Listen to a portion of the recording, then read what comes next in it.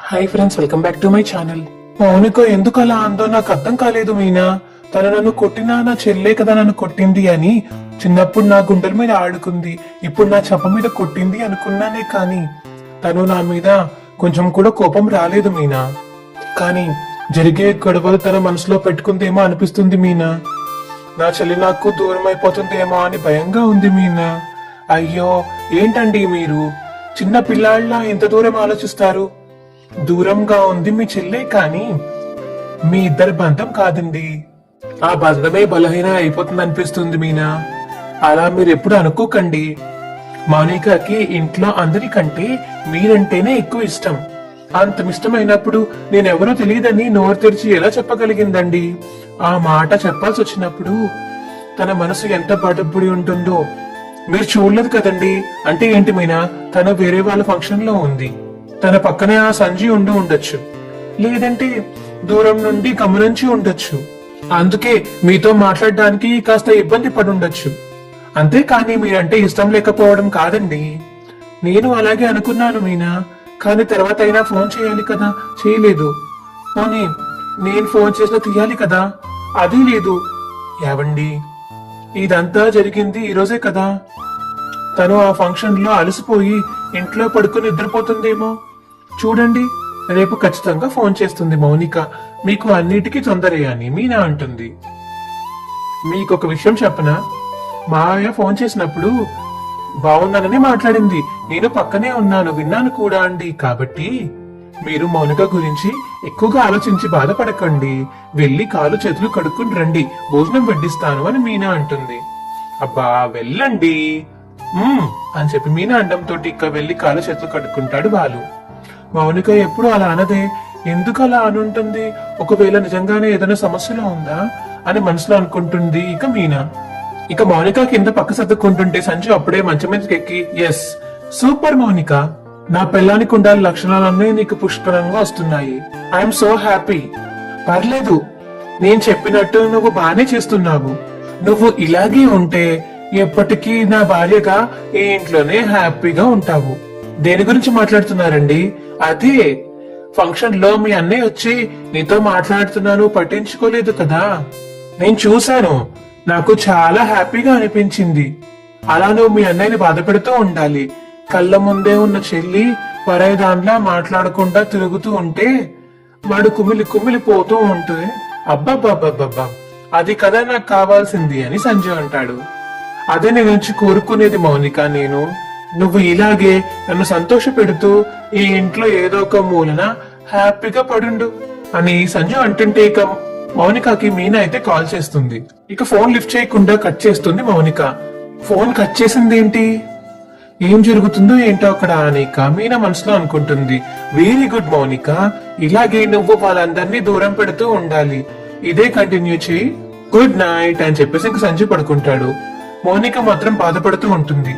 ఏమై ఉంటుందో ఏంటో, సంజయ్తో ఏమైనా గొడవ జరుగుంటుందా, లేదంటే నిజంగానే నిద్రపోతుందా అని మీనా అనుకుంటుంది తనలో తాను. ఇక మనోజ్ కైతే నిద్ర పట్టకుండా అటు ఇటు కదులుతూ ఉంటాడు. ఇక తనకు వచ్చిన లెటర్ అయితే ఓపెన్ చేసి చూసుకుంటూ ఉంటాడు. నీ చుట్టూ ఉన్న వారి వల్ల నీకు సమస్య అనేక, నా చుట్టూ ఉన్న వాళ్ళంటే ఎవరై ఉంటారు అని మనోజ్ తనలో తను మాట్లాడుకుంటాడు. ఇంట్లో రోహిణి, అమ్మ, బాలు, మీనా, రవి, శృతి, నాన్న. ఇప్పుడు నా చుట్టూ ఉన్న వాళ్ళ వల్ల సమస్యలు వస్తున్నాయి అంటే నా దగ్గరే ఉంది రోహిణి. అంటే కొంపు తీసి ఈ లెటర్ లో రాసింది రోహిణి గురించా? రోజులో ఎక్కువ టైం నా పక్కన రోహిణియే ఉంటుంది, తన గురించే రాసారా అని మనసులో అనుకుంటాడు మనోజ్.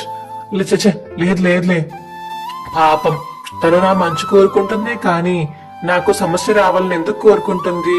తనైతే కాదులే కానీ ఇంకా తను కాకపోతే ఇంకెవరు అయి ఉంటారు అని ఇక మనోజ్ అయితే ఆలోచిస్తూ ఉంటాడు. దేవుడా, ఏంటిది నాకు పరీక్ష? నా బ్రెయిన్ చాలా చిన్నది, దాంతో ఎంతే ఆలోచించగలను. అయినా నువ్వేం చేస్తావులే, ఇంకెవరు అయి ఉంటారు అబ్బా అని ఇంకా ఆలోచిస్తూ ఉంటాడు. ఇక ఫోన్ తీసి ప్రభావతికి అయితే ఫోన్ చేస్తాడు మనోజ్. ఏంటి వీడు ఈ టైంలో ఫోన్ చేస్తున్నాడు, మళ్ళీ ఏం ఉపద్రవం ముంచుకొస్తుందో ఏంటో అని ఇక ప్రభావతి అనుకుని తనలో తాను ఫోన్ అయితే లిఫ్ట్ చేస్తుంది. ఏమైందిరా? అమ్మా, అబ్బా చెప్పేడు, ఏం చేస్తున్నావు? ఇలా రాకే ఫోన్ చేసావా? బిర్యానీ చేస్తున్నాను, దా వచ్చి తిందు గాని అని ప్రభావతి అంటుంటే, అవునా చికెన్ బిర్యానీయా మటన్ బిర్యానీయా? అబ్బా రేయ్, ఏంట్రా ఇలా తయారయ్యావు నువ్వు? తిండికి కూడా వేలాపాల లేదేంట్రా నీకు? అంటే అమ్మా నాకు నిద్ర రావడం లేదు, నువ్వు ఒకసారి మన పెరట్లోకి వస్తావా? నీకు నిద్ర రాకపోతే నాకు నిద్ర పట్టదా? నువ్వు ఫోన్ పెట్టి. అమ్మా అమ్మా అమ్మా ప్లీజ్ అమ్మా, నీకు ఒక విషయం చెప్పాలి, త్వరగా రా అమ్మా. అబ్బా అనుకున్నాను ఇలాంటిది ఏదో ఉండే ఉంటుందని అనుకున్నాను రా. సరే వస్తున్నాను ఉండు. సరేనమ్మా అని ఇక ఫోన్ కట్ చేస్తాడు మనోజ్. ఇక ప్రభావతి మనోజ్ దగ్గరికి వెళ్తుంది. ఏమైందిరా? భయం అయింది. మళ్ళీ ఏం మింగావు? మింగడానికి ఏముంది? కాగితం ముక్క చూడు. ఏంట్రా ఇది? ఇవాళ ఒక షాప్ కు కూడా వచ్చాడు, ఉన్నదంతా ఊడ్చిపెట్టిపోయాడా ఏంటి అని ప్రభావతి అంటుంటే, కాదమ్మా ఈ లెటర్ ఇచ్చిపోయాడు, లెటర్ లో పోస్ట్ లోనో కొరియర్ లో పంపడం మానేసి మనుషులే మోసుకొస్తున్నారా?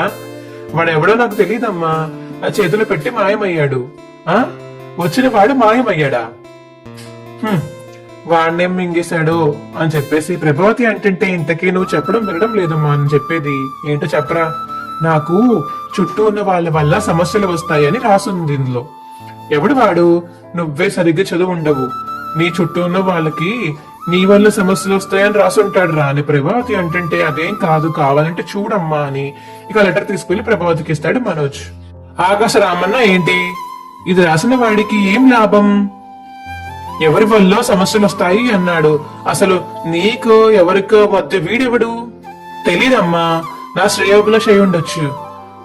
నువ్వు ఒకరు మంచి కోరితేనే కదా నీ మంచి ఇంకొకరు కోరేది. ఏం చేయమంటావమ్మా? నీకు నిజంగానే శకునం బాలేదేంట్రా? అంత తీసి పరిస్థితి విషయం కాదమ్మా ఇది. నెలకి 50,000 ఇవ్వాలని, అది తప్పించుకోవడానికి వేరే కొత్త ప్లాన్ ఏదైనా వేస్తున్నావా అని ప్రభావతి అంటుంటే, షాకింగ్ ఫేస్ వేసుకొని చూస్తుంటే ఇంకా మనోజ్, అమ్మా నువ్వు నన్నే నమ్మడం లేదా? మరి అది కష్టమైనా నా మనసు ఒప్పుకోకపోయినా అలు సోదరని తెలిసినా నేను ఆ బాలుగాడిని నమ్ముతాను, కానీ నేను చచ్చినా నమ్మనురా. నిన్ను పువ్వులో పెట్టి పెంచుకున్న అమ్మని పట్టుకొని ఎన్నెన్ని మాట్లాడినావో మర్చిపోయావా? మీ అందరూ కలిసి నేను ఎదుగుతుంటే కిందకి లాగాలని చూస్తున్నారు. ఏయ్ నోరు మోయిరా, తల్లిని నన్ను అంత మాట అంటావా అని ఇక ప్రభావతి మనోజ్ని కొడుతుంది. అమ్మ ఆగమ్మా, నేను ఇంకా చిన్నపిల్లాన్ని కాదు, నీ మెదడు అక్కడ ఆగిపోయిందిరా. మంచి చేసే వాళ్ళందరూ నీకు చెడుగానే కనిపించడం మొదలు పెట్టారు. ఇదే మాట నువ్వు రోహిణిని అనాల్సింది. నేను తల్లిని కాబట్టి చంప మీద కొట్టి ఊరుకున్నాను. రోహిణి తారు తీసి నీ మొహం మీద కొట్టి వెళ్తుందిరా. ఎవరిని నమ్మాలో ఎవరిని నమ్మకూడదో తెలియడం లేదమ్మా. నీ ఏడుపెద నువ్వేడు, నాకేం చెప్పకు, ముందు ఇక్కడి నుంచి వెళ్ళు అని ప్రభావతి అంటుంది. నువ్వు నన్ను ఇంత మాట అన్నావని తెలిసినా, నేను నిన్ను కొట్టానని తెలిసినా బాలుగాడు దీపావళి పండుగ చేసుకుంటాడు. పో పో పో. అమ్మా నా చుట్టూ ఉండే వాళ్ళ వల్ల సమస్యలు అంటే ఒక్కడిని ఎలా తట్టుకోవాలి? అందుకని అందరినీ తల కాస్త రుద్దుకోమని చెప్తావే ఏంటి? పోరా పో ఇక్కడి నుంచి పో అని మనోజ్ని గంటేస్తుంది ప్రభావతి. అబ్బా దేవుడా, తెలివైన వాడిని కన్నాను అని మురిసిపోతుంటే వీడిని ఇంత తెలివి తక్కువగా మార్చావేంటి స్వామి? వీడికి కాస్త అయినా తెలివితేటలు స్వామి అని ప్రభావతి అంటుంది. ఇక అప్పుడే రాజేష్ ఇంటికైతే వస్తాడు. రారా నీకోసమే చూస్తున్నాను అని బాలు అంటాడు. మీనా తీసుకురా అని మీనాకి చెప్తాడు బాలు. ఏంటి ఏం తీసుకురమ్మంటున్నాడు? పూలేమో అని ఇక మనోజ్ రోహిణి మాట్లాడుకుంటారు. రే ఏంటిరా అని సత్యం అడుగుతుంటే, ఏం లేదు నాన్న, నేను కొత్త కారు కొన్నాను కదా. రే అది పాత కారే కదా అని ఇక మనోజ్ అంటుంటే, అవును సెకండ్ హ్యాండ్ కారే, జైల్లో ఉన్న మా మామగారు ఇచ్చిన డబ్బులతో కొన్నారు లేదురా నీలాగా అని చెప్పేసి బాలు అంటాడు మనోజ్ ని. నాన్న ఆ కారు మన రాజేష్ కి రెంట్కి ఇస్తున్నాను, చాలా మంచి పని చేస్తున్నావురా. ఎవరో పని వాడికి ఇస్తే కారుని సరిగ్గా చూసుకోకపోవచ్చు అని సత్యం అంటాడు. ఏవండి ఆ కీసు మావయ్య గారి చేత్తో అన్నయ్యకి ఇప్పించండి అని మీనా అంటుంది. నాన్న నువ్వే నీ చేత్తో ఇవ్వు నాన్న అని బాలు ఇక సత్యంకి ఇస్తాడు. తీసుకో రాజేష్, నీకంతా మంచి జరుగుతుంది అని చెప్పేసి సత్యం అంటుంటే, అష్యూరెన్స్ అంకుల్ అని చెప్పేసి రాజేష్ అయితే సత్యం కాలు పట్టుకుంటాడు. మా నాన్న చేతుల మీదుగా కీస్ తీసుకున్నావు కాబట్టి నువ్వు తొందరలోనే పైకి ఎదుగుతావు, కొత్త కార్లు కొని ఓనర్ అయిపోతావురా అని బాలు అంటాడు. ఏది ఏమైనా మీ స్నేహం వేరు, ఇది వేరు. కారు నడిపేటప్పుడు గుర్రం ఎక్కువ అనుకోవద్దు చెల్లెమ్మా అని రాజేష్ అంటే, ఎంత ఫ్రెండ్స్ అయినా ఇచ్చిపుచ్చుకునే దగ్గర కరెక్ట్ గా ఉండాలి అని సత్యం అంటాడు. అది బాలుకి తెలీదు, నువ్వే చూసుకోవాలి రాజేష్. అది నేను చూసుకుంటాను మావయ్య, పర్వాలేదా అన్నయ్య అని మీనా అంటే, ఏంట్రా మీనా ఇంత స్ట్రిక్ట్ గా ఉంది అని రాజేష్ అంటాడు. ఓనర్ తనే కదరా అని బాలు అంటుంటే, నేను చూస్తుంటే చాలా గర్వంగా ఉందిరా. మన బ్యాచ్ లో ఎవరికి సొంత కారు లేదు. నువ్వు 2 కార్లు కొన్నావు, ఇలాగే 200 కార్లు కొని పెద్ద బిజినెస్ మ్యాన్ అయిపో అని రాజేష్ అంటాడు. వీడిని బిజినెస్ మ్యాన్ అంటాడేంటి, మరి నేనేంటి అని రోహిణితో అనేసి ఇంకా మనోజ్, ఎవడు పడితే వాడు బిజినెస్ మ్యాన్ అయిపోగలడా? అలా కావాలంటే దానికి ఒక స్టేటస్ ఉండాలి అని మనోజ్ అంటుంటే, అవునవును ఏదో అన్నారు, ఏంటది? స్టేటసా? స్టేటస్ ఎలా వస్తుంది? 4 లక్షల ఫర్నిచర్ మోసపోస్తే వస్తుందా? 4 లక్షలు ఎవరికో ఇచ్చి నెత్తిన చెంగేసుకుంటే వస్తుందా? ఆ 4 లక్షల కోసం నా బంగారం ఎత్తుకుపోయి అమ్ముకుంటే వస్తుందా? రాజేష్ అన్నయ్య విన్నారా? బిజినెస్ మ్యాన్ అంటే ఇలాంటి స్టేటస్లే ఉండాలి, ఇది చూసి నేర్చుకోండి అని మీనా అంటుంది.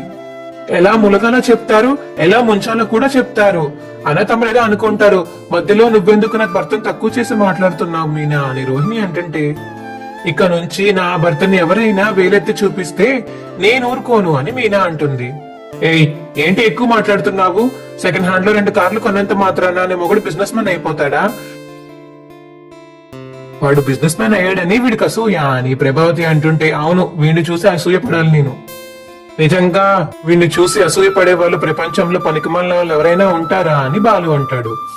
అన్నయ్య శుభమా అని కార్ తీసుకున్నారు, ఈ మంగళ వాయిద్యాలని మిగిలిన వినడం ఎందుకు, మీరు బయలుదేరండి అన్నయ్య. వస్తాను అని చెప్పేసి అక్కడి నుంచి వెళ్ళిపోతాడు రాజేష్. అయితే చూడండి, ఏ బిజినెస్ మ్యాన్ అయినా ఎన్ని మాట్లాడినా, ఆయన ఎలా తయారు చేసిన వాళ్ళు ఎంత వెటకారం చేసినా మీరు ఇంకా ఎన్నో కార్లు కొంటారు, పైకి ఎదుగుతారు అని మీనా అంటుంది. లోపలికి వెళ్ళిపోతుంటే, వెళ్లి బొమ్మ కార్లు కొంటారేమో అని ప్రభావతి అంటుంది. ఏమన్నారు? మళ్ళీ అనండి. ఏంది మళ్ళీ అనండి అని మీనా అంటుంది. చూస్తూ ఉండండి, కళ్ళారా చూస్తూ ఉండండి, ఏదో ఒక రోజు మా ఆయన ఖచ్చితంగా అని మీనా శబ్దం చేయబోతుంటే ఇక ఆపేస్తాడు బాలు. మీనా నువ్వు మళ్ళీ శబ్దాలు చేయకు, ఇప్పటికే 2 పెండింగ్ లో ఉన్నాయి, అవి పూర్తి కానివ్వు, ఆ తర్వాత మిగతా ఇంకో శబ్దం చేద్దు గాని అని బాలు అంటాడు. ఒక తల్లి 10 మందిని కన్నా 10 మందిని సమానంగా ప్రేమిస్తుంది. నోరు లేని జంతువు కూడా అంతే. కానీ నువ్వు ఇంటికి తలవంపులు తెచ్చేవాడిని నెత్తిన పెట్టుకుని ఇంటి పేరు నిలబెట్టేవాడిని తక్కువ చేస్తూ మాట్లాడుతున్నావు. నేనేమనుకోవాలి, మనిషివా లేక అని సత్యం అంటుంటే, ఇక ఆపండి, ఇప్పుడు నేనేమన్నాను అని ప్రభావతి అనేసి అక్కడి నుంచి వెళ్ళిపోతుంది. మీనా బాలు కూడా వెళ్ళిపోతారు కిచెన్ రూమ్ లోకి. ఏంట్రా బిజినెస్ మ్యాన్, ఇంకొకరిని ఎగతాళి చేసే ముందు నీ చరిత్ర ఏంటనేది నువ్వే మర్చిపోయే తప్పేదని వచ్చిందా నీకు? ఏంటో అని చెప్పేసి అక్కడి నుంచి సత్యం వెళ్ళిపోతాడు. విన్నావా, ఏదైనా అనిపిస్తే నాతో అను మనోజ్, అందరి ముందు అని అందరితోనూ తిట్లు తినకు. అవన్నీ నాకు కామన్ ఎగలే గాని నా చుట్టూ ఉన్న వాళ్ళ వేళ నాకు అసలు సమస్యలు వస్తాయన్నాడు కదా. ఈ రాజేష్ నాకు ఎప్పటి నుంచో తెలుసు, కొంపతీసి వీడి వల్ల నాకు ఏమైనా సమస్యలు వస్తావంటావా? అబ్బా మనోజ్, ఆ లెటర్ చూసినప్పటి నుంచి ఇలా ప్రతి ఒక్కరిని అనుమానిస్తూ ఉంటే ఎలా మనోజ్? నా టెన్షన్ నీకు అర్థం కావట్లేదు రోహిణి. లాభం లేదు, దీనికి పరిష్కారం చూపించేవాడు ఒక్కడే ఒకడున్నాడు, వాడి దగ్గరికి వెళ్తాను. ఎవడు వాడు అని చెప్పేసి రోహిణి అంటుంటే, కలిసి వచ్చి చెప్తాను అని వెళ్ళిపోతాడు అక్కడి నుంచి మనోజ్. ఈసారి అడుక్కోవడానికి గుడి మారుస్తాడు ఏంటో కర్మ అని రోహిణి తనలో తాను మాట్లాడుకుంటుంది. ఇక మనకంట ఇది ఒక ఇంటికి వచ్చి అడ్రస్ ఇద్దే, ఇక్కడికి ఎందుకు రమ్మన్నాడు మనోజ్ అని చెప్పేసి మనకంటే తనలో తాను మాట్లాడుకుంటే, అప్పుడే ఇక మనోజ్ అక్కడికి వస్తాడు. హలో బాస్, బిజినెస్ మ్యాన్ ఎలా ఉన్నావు? సడన్ గా ఫోన్ చేసి అర్జెంట్ గా రమ్మన్నావేంటి, ఏంటి విషయం అని మనకంట అంటుంటే, ఏంటి బ్రదరు నీ ముఖం చూస్తుంటే నువ్వేదో తీవ్రమైన బాధలో ఉన్నట్టున్నావు.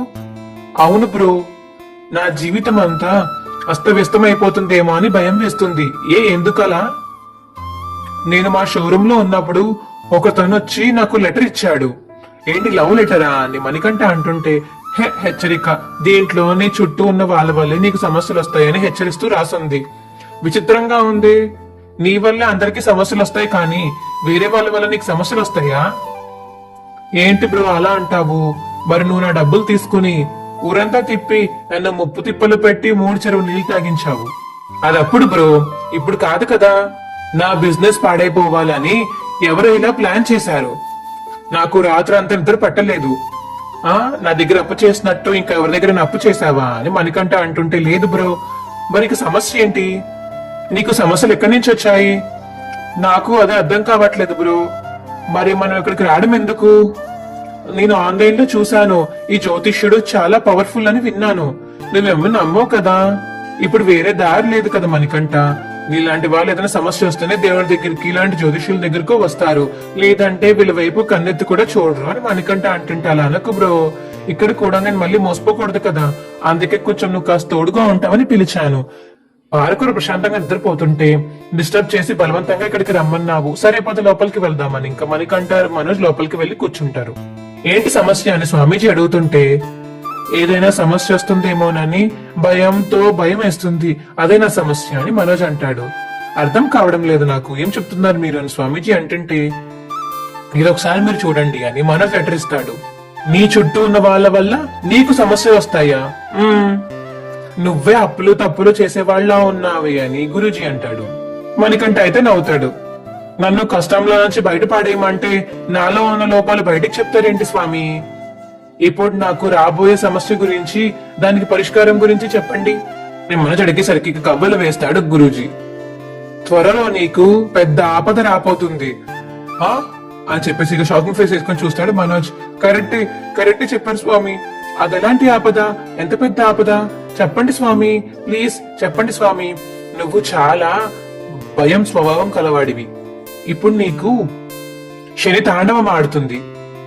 ఏ వైపు నుంచి అయినా నీకు ఆపద ముంచుకొస్తుందో చెప్పలేము, కానీ వస్తుంది. నీకు రాబోతున్న సమస్య నుంచి నువ్వు కాపాడుకోవడానికి నీకు ఒక కవచం కావాలి. ఇతనికి కవచంలా ఉండాల్సింది ఇతని బట్టలు.